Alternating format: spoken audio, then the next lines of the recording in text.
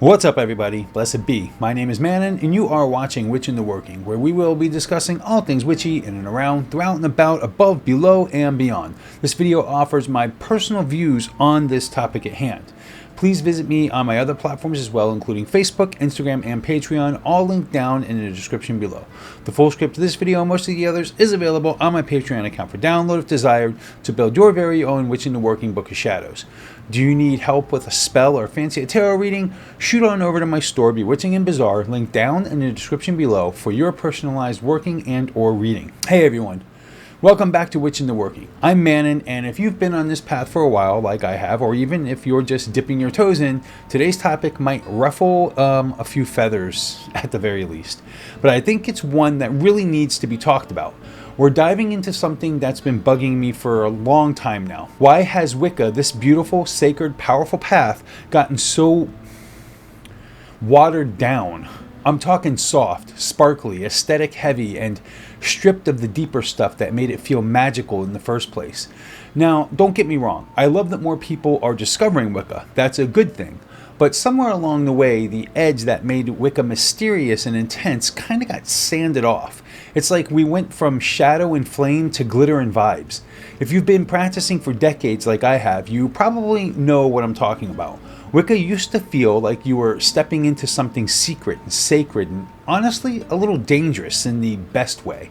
There were oaths, degrees, real training, and rituals that meant something. Today, well, let's just say not everyone's reading from the same book of shadows anymore. So in this video, we're going to take a walk through Wicca's past, talk about how it evolved, and explore where things might have veered off course. From Gerald Gardner in the early days of ritual nudity and initiations, all the way to TikTok spells and the "don't offend me" culture, I'm breaking it all down. This isn't about gatekeeping or being a grumpy old witch yelling at the moon. It's about preserving the soul of a practice that changed our lives. So grab your tea, light a candle, and let's talk about why Wicca just doesn't hit the same anymore, and what we can do about it. Roll intro.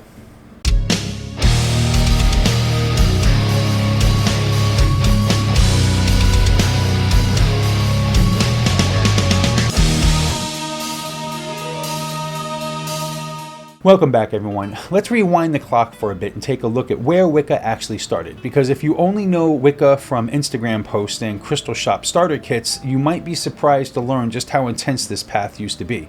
Back in the 1950s, a man named Gerald Gardner stepped into the spotlight with something pretty revolutionary at the time, a structured initiatory form of modern witchcraft that would eventually be called Wicca. Now, Gardner didn't invent magic, obviously. He pulled from a bunch of different sources: ceremonial magic, Freemasonry, folk traditions, and yes, even some bits and pieces of Thelema. But what he did do was shape these ingredients into a working system. And that system, it wasn't meant to be light and fluffy.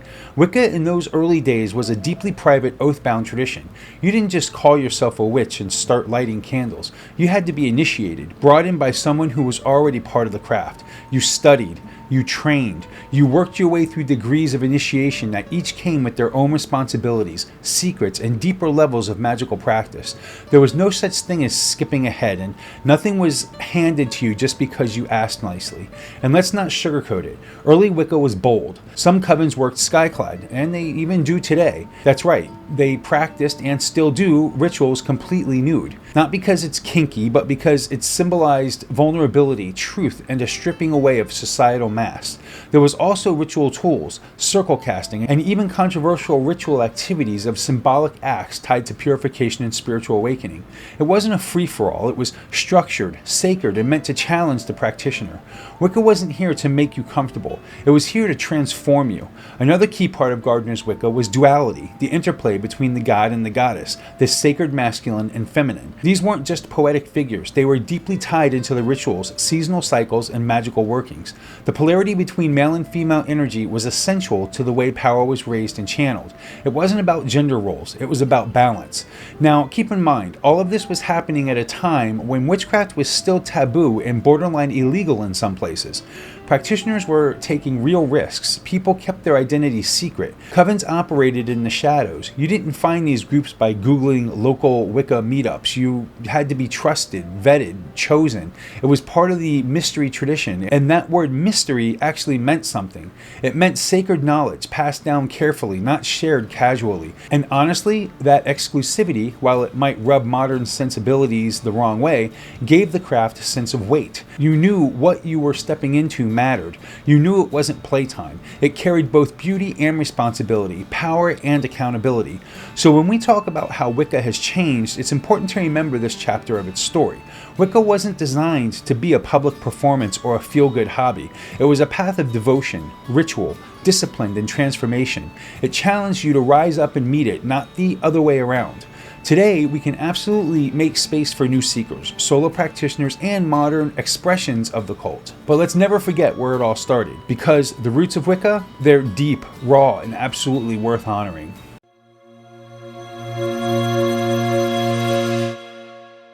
Alright, so we looked at how Wicca started, bold, secretive, and deeply rooted in structured ritual. But now we've got to talk about the moment everything shifted. And I mean really shifted, because Wicca didn't stay locked up in British covens forever. It made its way across the ocean, and when it hit American soil, things started to change.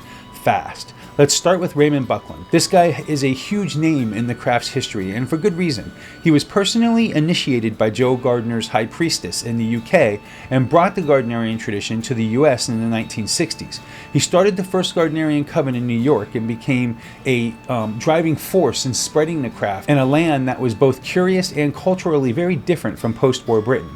But here's where it gets interesting. In America, the atmosphere was way more individualistic. You know how Americans are. We like to do our own thing. We like freedom. We're all about blazing our own trail. So Wicca, which was originally very structured and group-based, started to morph into something more personal. The idea of being a solitary practitioner, someone who didn't need a coven or formal initiation to practice, started gaining traction. And then came the books. Oh boy, the books. Throughout the 70s, 80s, and especially the 90s, a flood of Wiccan literature hit the shelves. Authors like Scott Cunningham, Raymond Buckland, Doreen Valiente, and later Silver Ravenwolf made Wicca accessible in a way it had never been before. You didn't need to know a high priestess or get invited to a coven anymore. You could walk into a bookstore, pick up a paperback, and start practicing that same night. This was a double-edged athame, so to speak. On one hand, it was empowering. Suddenly people who were isolated, living in rural towns, queer folks who weren't accepted in traditional religious settings, or just anyone craving a spiritual path that felt natural and mystical had a doorway in. They had permission to explore witchcraft on their own terms. That was huge, and honestly, that accessibility brought a lot of healing to people who felt spiritually homeless. But on the flip side, something vital started getting lost in the mix. With no formal guidance, no mentorship, and no accountability, Wicca began to drift. Rituals got shorter, symbolism got watered down, and the deep layers of mystery that once defined the tradition started to feel optional or, worse, irrelevant. The anything goes mindset took hold, and while that sounded liberating, it often meant people were building spiritual practices without really understanding the foundations. This era also birthed what many call eclectic Wicca, a personalized, pick-and-choose version of the craft. Now don't get me wrong, eclecticism isn't bad in itself. Magic has always borrowed, adapted, and evolved. But when you start tossing out core principles just because they're inconvenient or don't vibe, so to speak, with your aesthetic, you're no longer building on a strong foundation. You're building sandcastles. Another thing that got lost in the solo boom, this sense of initiation, being brought into a tradition by others who had walked the path before you, learning through shared ritual, mentorship, and actual lived experience. That kind of growth can't be replaced by reading a few blogs or following a TikTok trend. It's just a different kind of magic entirely. Now, this part of Wicca's history isn't all doom and gloom. The solo boom gave rise to millions of witches who might never have found this path otherwise. It made the craft more inclusive, more visible, and more adaptable. But it also cracked open the door to misunderstanding, oversimplification, and in some cases, outright misinformation. So when we talk about how Wicca started to get watered down, this era, the book boom, the American shift, the rise of the solitary practice, is where the dilution really began. Not because people had bad intentions, but because without roots, it's easy to float off into shallow waters. And that's why it's so important to remember where we came from. Not so we can gatekeep or shame, but so we can build a practice that's deep, meaningful, and grounded in something real. Whether you're in a coven or flying solo, there's a value in knowing the history. Because once you understand where this path came from, you'll walk it with more power, more clarity, and a whole lot more magic.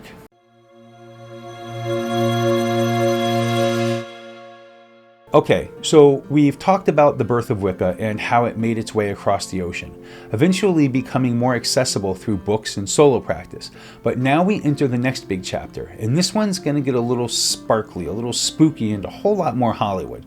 Welcome to the era of pop culture witchcraft, where the craft hit the screen, the magazines, and eventually the algorithms. Let's start in the 1990s, the decade when witchcraft became, dare I say, cool. This was when movies like The Craft, TV shows like Charmed, and even episodes of Buffy the Vampire Slayer started tipping into the magical vibe.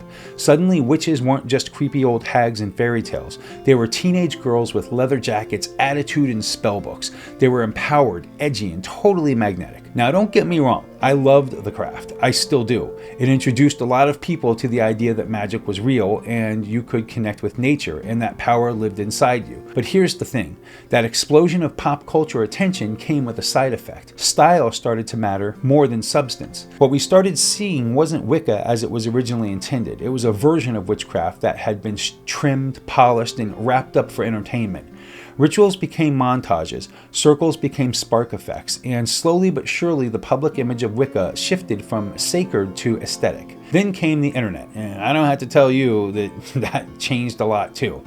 In the early 2000s, we got forums, live journal communities, and digital covens popping up everywhere. But when Tumblr came along, that's when the witchcraft aesthetic really took off.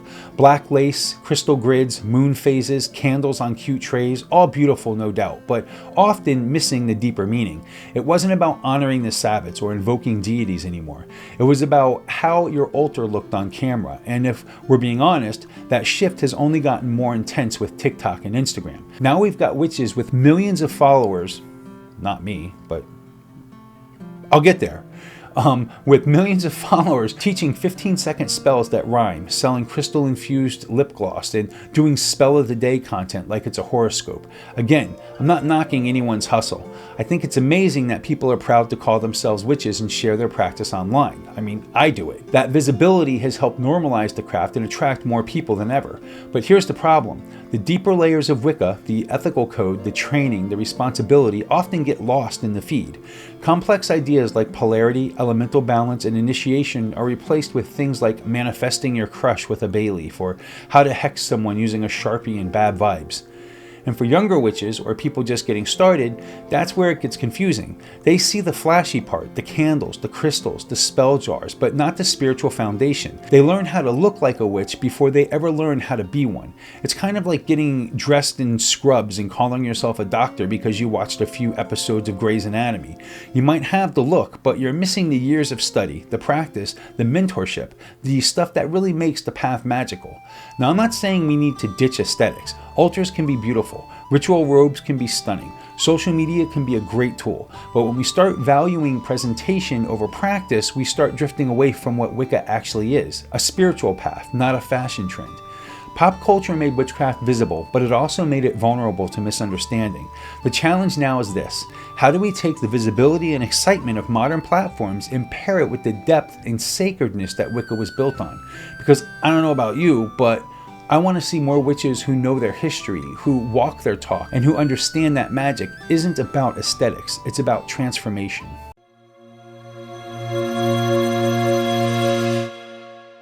Alright, buckle up, because this next part might ruffle a few cloaks.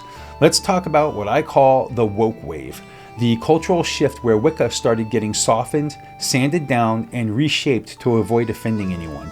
Now, don't get me wrong. Compassion, inclusivity, and evolving as a spiritual community, that's awesome. That's growth. But there's a big difference between growing thoughtfully and gutting your tradition to make it more comfortable for everyone. Over the past decade or so, it feels like Wicca's been under pressure to become non-threatening, like it's being edited down by a PR team to make sure no one anywhere could possibly feel excluded or uncomfortable. And in that process, we've lost a lot of the teeth, the challenge, the tension, the mystery that made the craft powerful in the first place. Let's start with something that used to be a core foundation of Wicca: polarity. The sacred interplay between the god and the goddess, masculine and feminine energies, was central to ritual structure, magical workings, and the wheel of the year. It wasn't just symbolic, it was energetic. It was about balance. But now, many circles have tossed polarity out altogether, calling it outdated or too binary. And I get it, society's shifting and spiritual systems should absolutely be able to adapt. But there's a way to expand and modernize without erasing fundamental principles that gave this system its shape. What's happening now is that we're seeing traditions edited to the point where they're not even recognizable anymore. Some people don't want gods or goddesses at all. Some refuse to work within any form of structure because rules are toxic. Others feel rituals that reference death, sex, or sacrifice, symbolic or not, are harmful. And honestly, that's where things get sticky. Because Wicca, real traditional Wicca, isn't supposed to be safe. It's not sanitized, it's wild, it's primal. It's a religion of nature, and nature isn't always pretty. Nature gives life and takes it away.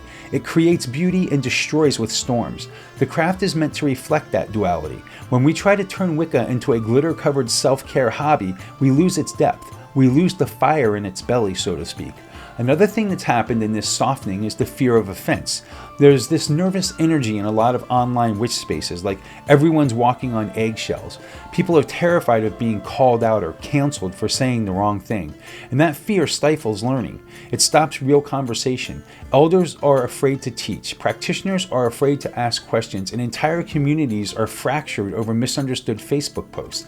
I personally have been in a situation with the Gardnerian tradition where it was trying to be altered and trying to be completely dismembered from what it was and what it is. And it's sad. It really was sad. And it was all for not offending others. And it all had to do with, again, the polarity. That's not growth. That's censorship dressed up as progress. We're also seeing a trend where any form of hierarchy is called problematic. So initiatory covens with degrees, high priestesses, and actual structured training get labeled as elitist or gatekeeping. But here's the thing, Wicca was always meant to be a mystery tradition. That means you don't get all the answers right away. You earn them, you grow into them, and honestly, that's what makes the spiritual path so powerful. It's not meant to be instant gratification. It's not saying there's no room for change. Of course there is. We should be more inclusive. We should recognize that people come in all genders, bodies, and backgrounds. But Wicca was always had its own structure, and it's okay to say, this is what Wicca is, and this is what it isn't. If someone wants to create something new, go for it. Go somewhere else. Create your thing. Don't grab a tradition that already exists and something that's sacred and try to change it. Start a new tradition. Honor new deities. Build something that speaks to your truth. But don't rewrite Wicca into something it never was and then act like those of us practicing the old ways are doing it wrong. Because at the end of the day, this path isn't about being trendy or universally accepted. It's about connection, reverence, and magical discipline. It's about honoring the cycles, the shadows, and the sacred mysteries. And sometimes that means being uncomfortable. Sometimes it means confronting things that challenge you. That's where the real transformation happens. So yeah, Wicca today may be softer, shinier, and more socially acceptable, but I think it's time we start asking at what cost.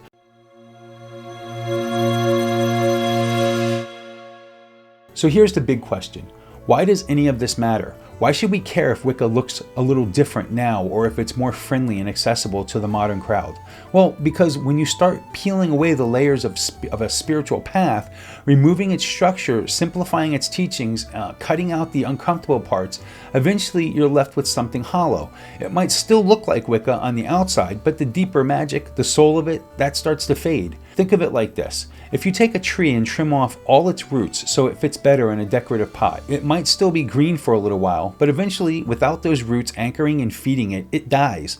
Wicca is no different. Its roots, the traditions, the rituals, mysteries, the ethics, those are all what keep it alive. They're what give it depth, power, and meaning. And when we lose sight of those roots in favor of just making things more marketable or vibe friendly, we're not helping the craft evolve. We're watching it erode. And let's talk about respect for a second. Wicca isn't just some aesthetic to slap on a hoodie or sprinkle into a playlist. It's a spiritual path that people have devoted their lives to. For many of us, this practice isn't just something we do on full moons or Sabbats. It's how we see the world, how we interact with the divine, how we shape our reality. That deserves reverence. That deserves more than just surface level engagement. When someone picks up a wand and starts calling themselves a high priestess because they watched a couple of YouTube videos, it's not just annoying, it's dismissive. It's like someone putting on a military uniform without serving and calling themselves a veteran. It disrespects those who put in the time, the study, the work to truly walk this path. And if we don't speak up about that, we're complicit in letting it happen. That brings us to responsibility, a word that gets thrown around a lot but really hits different in the context of witchcraft. As witches, we're not just dabbling in candles and herbs. We're working with energy, intention, will. That's not child's play, that's real magic. And with that power comes a responsibility to know what the hell we're doing, to understand the ethics behind our actions, to know when to act and when to hold back. Modern witchcraft, especially on social media, often skips this part. It focuses on spells, results, aesthetics, but rarely teaches discernment, rarely emphasizes the why behind the working. And when people jump into magic without that grounding, without that inner compass, things can spiral. People get hurt, energies get out of whack, and the craft itself becomes less about transformation and more about quick fixes and emotional band-aids. But here's the thing. It doesn't have to stay that way. We can evolve while still honoring our foundation.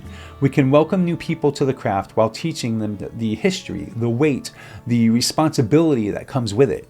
We can make Wicca inclusive without turning it into a hollow shell of itself. The key is balance, roots and growth, respect and curiosity, depth and accessibility. So yeah, this matters because Wicca isn't a trend. It's a living, breathing spiritual path. It's a sacred system that deserves to be treated with care, not just repackaged for algorithms or stripped down to make it more digestible. If we want this path to thrive, really thrive, then we need to remember where it came from. We need to preserve its core while mindfully shaping its future. And that starts with us, the practitioners, the teachers, the seekers, and yes, even the ones who've been walking this road for decades like you and me.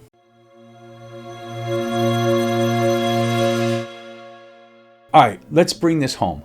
Wicca, like anything alive, is always going to change. That's just how growth works. Nothing stays frozen in time, and honestly, it shouldn't. If Wicca hadn't evolved over the decades, it probably wouldn't have survived at all. So this isn't about clinging to the past or shutting out new voices. Change is natural, it's needed. But, and it's a big but, there's a difference between evolving and erasing. See, when we talk about evolution in the craft, we're talking about taking the core, the bones, the breath, the soul of Wicca, and carrying it forward in a way that keeps it alive and relevant. But when that process starts cutting out foundational elements just to make it trendier, safer, or more palatable, that's not evolution, that's dilution. We don't need to throw away polarity. We can explore it more deeply, even expand the conversation to include non-binary and queer energy. We don't need to ditch structure. We can adapt it in ways that honor both solo and coven-based paths. And we definitely don't need to pretend that Wicca was always this soft, pastel, feel-good spirituality, because it wasn't. It was gritty. It was raw. It asked things of you. And that's part of what made it real. There's a sacredness to tradition, not because it's old, but because it's been tested, because it holds power that's come from being passed hand to hand, heart to heart, through generations of witches who lived it, breathed it, and gave their time to it. If we don't preserve that, or worse, if we pretend it never existed, we risk turning the craft into a little more than a hashtag with a candle emoji. But here's the good news. We can do better. We can teach the roots while nurturing the branches. We can invite new practitioners into the fold without dumbing down the craft. We can welcome change without letting it rewrite the entire book. All it takes is intention, respect, and a willingness to dig deeper than the surface level. So if you're new to Wicca, awesome. You're welcome here, but take your time, learn your history, ask questions, sit with discomfort. That's where the magic lives. And if you're an elder or someone who's been on this path for a long time, keep speaking up, keep teaching, keep guarding the flame. You don't owe it to algorithms, you owe it to the craft. Because Wicca doesn't need to be repackaged, it doesn't need to be softened or stripped down. What it needs and has always needed is to be practiced with heart, reverence, and purpose. Let's evolve, sure, but let's do it with our roots still in the earth. Well, that's going to wrap up this episode of Witch in the Working. What do you think about this video? Is there anything you'd like to add? Let us all know down in the comments below. If you like this video, please give me a thumbs up and please subscribe if you haven't already, and don't forget to ring that little bell to be reminded of the wonderful and exciting future episodes to come. I love you guys and girls. Blessed be.